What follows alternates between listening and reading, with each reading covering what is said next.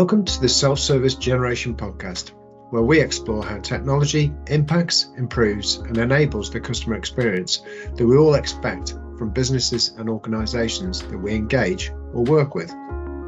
Don't worry, we only keep it to 20 minutes, so hopefully you'll find it interesting. Thanks very much.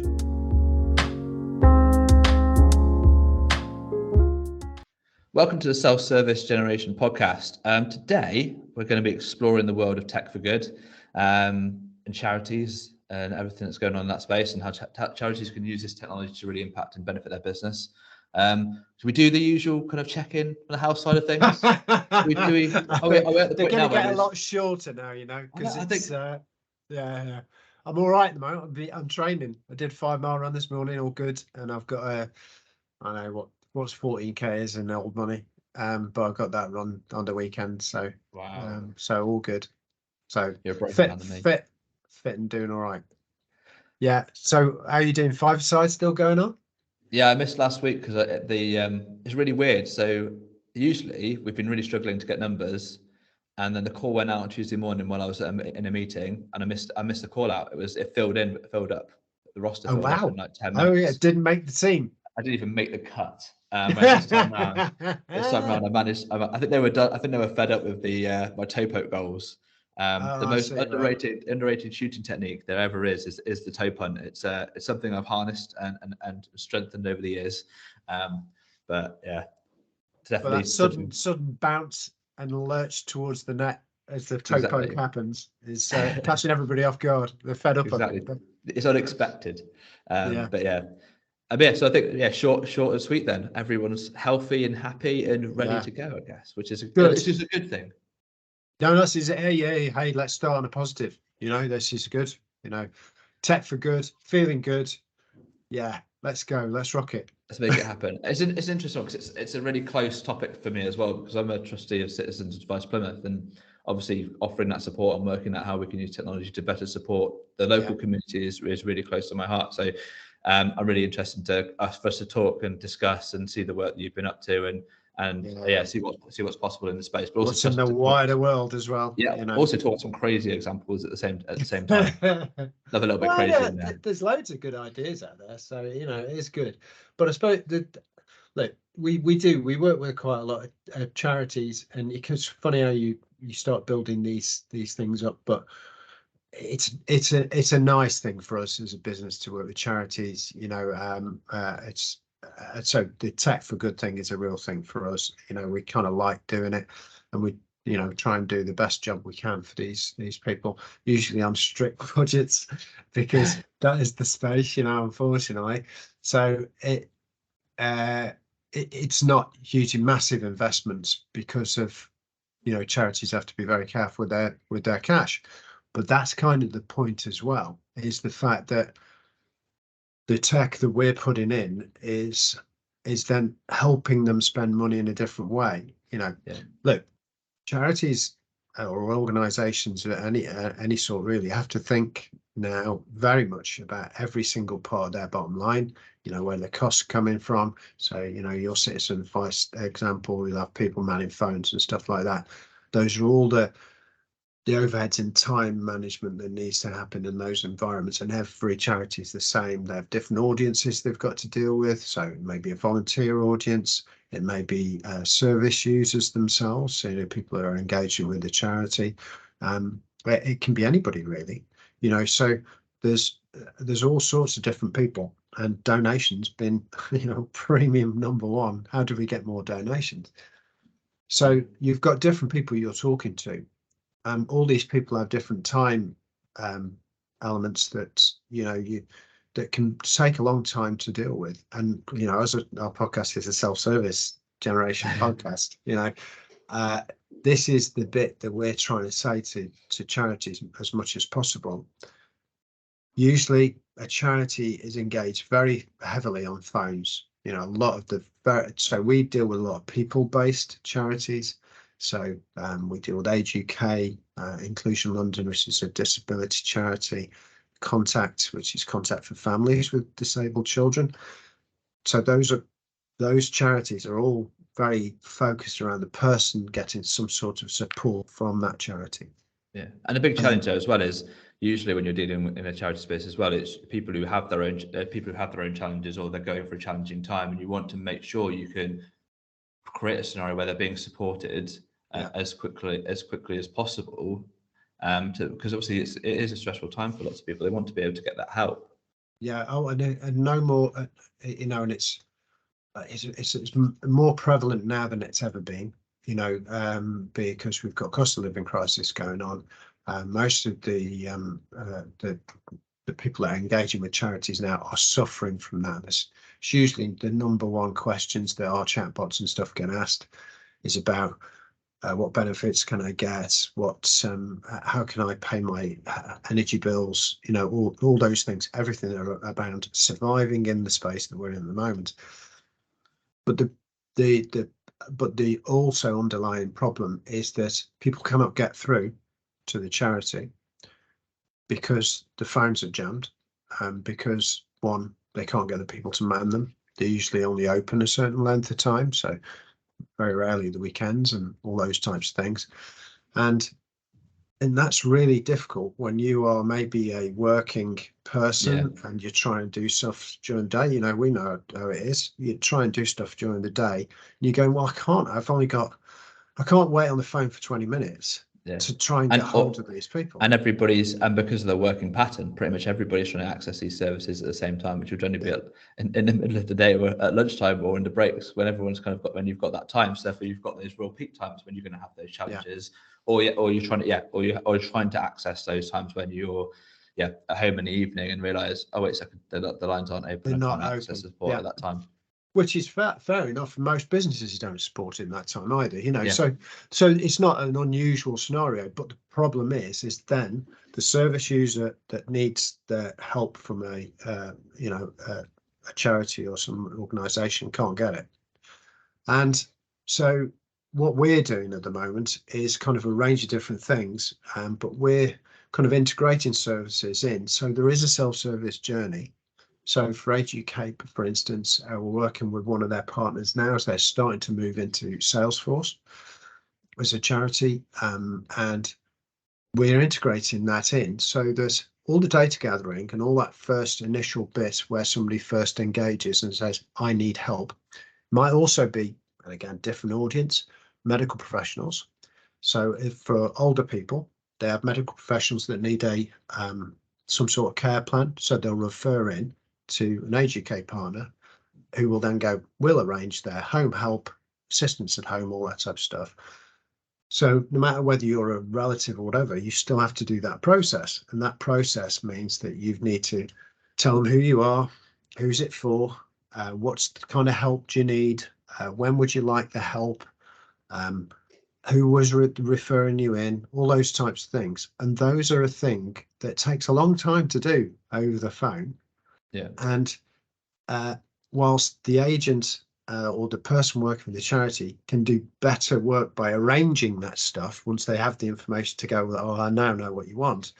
So we're making the case inside Salesforce so that then the agent can do what they need to do, which is actually go and get somebody to help them on a Tuesday to do some light gardening for them, or whatever it may be, or do that discharge from hospital assistance that they need, And those are the bits that we're now going, this is a self-service journey. Somebody goes through, they fill the whole thing out, conversational form, because also there's a lot of questions to start this process off. That's what it takes so long to do. If you're given a form on a website, which is not the worst thing in the world, but if that form is scrolling off the page, it's daunting, isn't it? You just go, oh my god. But if you kind of drip through some answers and we do a conversational form and you go, okay, if you can just give me your name and what's the best number to catch you on, and what's the email address, that's great. Just need to get a couple more details from you. So when do you want the help? Just pick a couple of options here. You all of a sudden you realize you've filled a form out, but you didn't feel as though you were. And so you can also do it in a nicer way. But the point is that these charities and these organizations need to integrate these bits together because they need to be as efficient as a business does. And because their people are even more precious, if you like, than a business's people, because they should be delivering just the service, not taking in the admin. Yeah, and that's the thing. That's the beauty of it, isn't it? It's about kind of streamline, making sure the people who are being called, who are calling up or who are on the phone are getting the support that they need where possible, but also making sure you're reducing around the manual kind of data entry elements, and to some extent getting rid of some of those calls. There's another work that I think you've been doing in that space as well, in regards to, like, can you actually give them the information with that? Like, if they're calling up to get information, is there a better way of actually allowing them to easily be able to get that information? And when the information's already there, a lot of the time these charities have amazing websites which like have so much information, but because there's so much information, they become a bit of a nightmare to navigate or find or discover. But it's all there. Like, the charities have put work in to actually make it available to people, but it's that journey from landing on the site to actually getting access to that content can be a bit of a difficult one. No. Well, I suppose so Age UK, we do Age Cymru as well. So they're if you like, a national charity for Wales, of course, and they have a very large knowledge base. So they have, like you said, loads of information available. Not all of it is actually available on their website. So some of it is by request only, if you like. But so they had too much information to put on literally too much to put on the website. So what we've done is built out a knowledge base for them. This leveraging Microsoft Cognitive Services, and basically they leverage question answering, and that's so they do that question and answering. Again, it's all kind of machine learning, so it understands the questions, bit of fine tuning, all that type of stuff that needs to happen. But that means then I think they've got probably about 200. I think you've got about 200 different pieces of information. That it could be relevant for somebody, and signposting that to maybe a document, or signposting to a page or whatever that is available for them. But that's a huge amount of, you can't just, how do you navigate that as a human, to try and do? But if all you're doing is asking a question and giving the answer, then that's pretty much what they need to do. And so that's what we do. I think it's interesting, isn't it? Because I think with everything we're seeing, we had obviously last time around we did the podcast specifically on OpenAI and ChatGPT, and as these platforms kind of, and definitely if you're listening now, go and check that out after this. Make sure you listen to this first.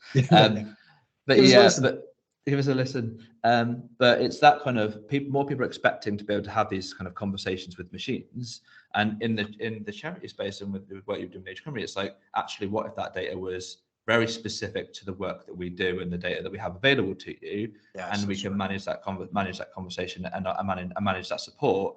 And like I said, the more people are expecting to, I can see more people expecting to have those sorts of interactions with these sites, with these new tools that are becoming accessible and available, and that's going to become more of a ubiquitous way of working and interacting with these types of organisations. So it's a case going, how can we as a charity, what have we got, like, where are our challenges in our service, how can we improve our service, and definitely have that conversation to be able to make those improvements. Yeah, very much so. I think it's that source of truth that we have, because that's the problem with the GPT conversation, is that it'll have a good go at giving you the right answer back, but it's not necessarily the right one. Whereas you can't really, if you're giving advice or you're trying to help somebody in a difficult situation, then that's tricksy. If it's going out into the world and find some general answer back. But if it's looking at your own data and your own content, then it's likely to be on the money. And I think that's that's going to be this step change. It's stuff that we're working on in the background, but it's a big piece of work. But I think that's the thing, isn't it? I think this stuff has been around for a long time. It's just, it's starting to be, the cost of doing it is starting to be reduced because the technology is being developed. So there was a project IBM were doing with IBM, I think it's Watson for Oncology, where they partnered with the Memorial Stone, I can't remember, it's Kettering Cancer Centre. This started like back in 2015, and they were looking at bringing in patient records for people who suffer with cancer. They used the Watson to be able to understand symptoms, understand kind of what tools were being used to be able to support those patients and what treatments were being used. And then we're able to support doctors with going, based on this patient's data, we're recommending these courses of treatment. Backed and powered by their own data, their source of truth that they've got. And it's really powerful to know that like these things have been going like this 2015 and these systems are being developed. I think in the end, from what I was reading, because I think I've talked about this for a few times, but I think they end up sunsetting the project down to cost or other things that I think they wanted to really focus down their business model. I think they sold their Watson Health business in the end. But I think they spent, I think it was $4 billion they ended up spending on investing on getting patient data and developing the platforms. So it's big money being invested. I think that's the excitement around GPT, and that so that it can be used for this extraordinarily great tool. If you can then leverage the work that's been done and pay on a performance basis, if you like, so you pay on the usage rather than you paying on the development of it, because they've done the heavy lifting. And of course, that's the great thing that's coming through from all these projects now. So it works really well from that perspective. It does, and I think again we're starting to see more of this kind of technology start to roll out. I've been playing around with some of the like character generation and like the things you can do with AI characters, but it's also seeing that there's organisations coming from a mental health point of view being able to create these AI companions that you can kind of have those conversations with, which kind of I'm going to use simulate empathy and simulate conversations to be able to kind of solve some of those challenges. And it's going, well, what kind of things have been implemented in the gaming industry can also be brought through into the charity sector to be able to support end users in regards to getting that help. Yeah, and again, they're great tools. I mean, the companion story has been around for a while, hasn't it, with the robots and stuff like that, and having so there's humanoids and pets, and simulated pets and all sorts. I think the pet one is probably one of the best ones, except if it's talking back to you, that's a bit weird. But unexpected. A little bit. My cat's talking to me. I've lost it. I really do have, early onset dementia's happened already, but it is tricky, but they seem to work very well. Yeah, there's two sides to the story, isn't there, with the this empathetic or this mental health AI piece. Yeah.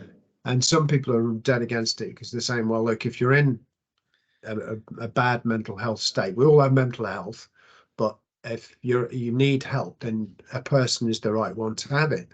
But I've equally heard of other people who are going, but I like using the likes of Headspace or whatever the applications are, because I don't want to speak to a person. I'm not ready for that, or maybe it just helps me get back to somewhere where I feel a bit more healthy again without having to go through that interaction and feel like it's a bigger thing than it is. So there are both sides. It depends who you're talking to.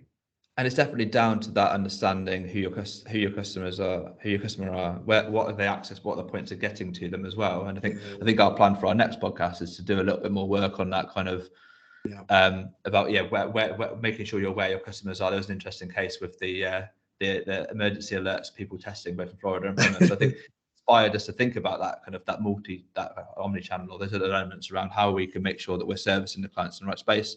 But it's more important than the charity sector than ever, because we've got those diverse audiences. Like, we need to help people of all ages, of all capabilities, all abilities. We need to make it accessible, but we've also got challenges around resourcing as well. So it's about using this technology to be really smart in how we go about creating a really solid kind of self-service offering.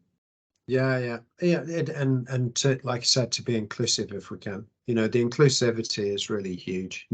We've got inline translation, which is Google and the chatbots, and that's great for just doing that, engaging with that different audience that English isn't their first language. We have a huge amount of languages. It's also like 70 languages or something spoken in Plymouth.